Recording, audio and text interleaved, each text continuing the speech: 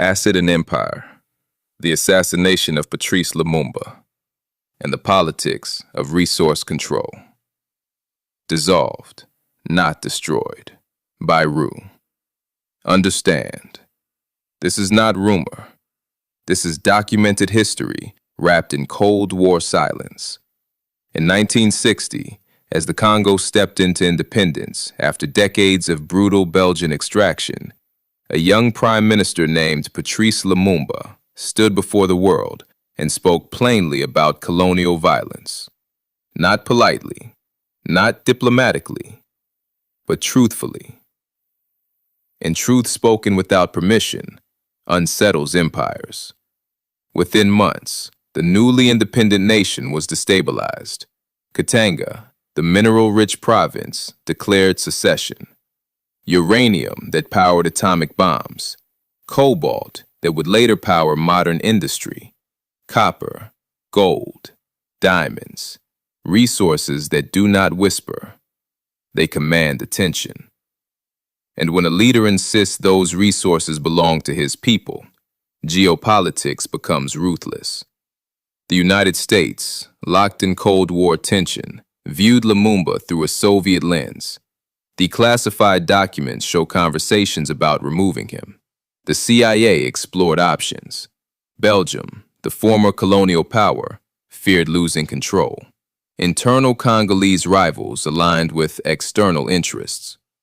This is how modern coups form, not with a single villain, but with converging incentives. Lumumba was overthrown in a coup backed by Colonel Mobutu. Arrested, beaten, transferred to Katanga, and on January 17, 1961, he was executed by firing squad. Belgian officers were present.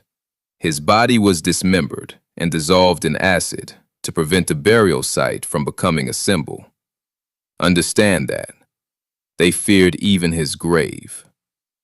That detail alone tells you the magnitude of what they believed he represented. A man can be killed. An idea cannot. So they attempted to erase both. But erasure leaves fingerprints. Decades later, investigations acknowledged Belgium's moral responsibility. Declassified U.S. files revealed the extent of Cold War hostility. The record exists. This is not about romanticizing one man. It is about recognizing pattern. When newly independent nations attempt economic self-determination, external forces often respond under the language of stability. When leaders challenge extraction systems, they are labeled unstable, radical, dangerous. When minerals matter more than sovereignty, democracy becomes negotiable. The Congo crisis was not chaos by accident. It was pressure applied at a fault line between freedom and resource control. Study this carefully, not for outrage, for clarity. Lumumba's assassination reshaped Central Africa for decades. Mobutu's long rule followed. Instability followed.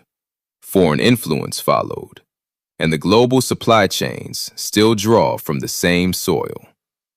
So when you hear phrases like strategic interests, ask, strategic for whom?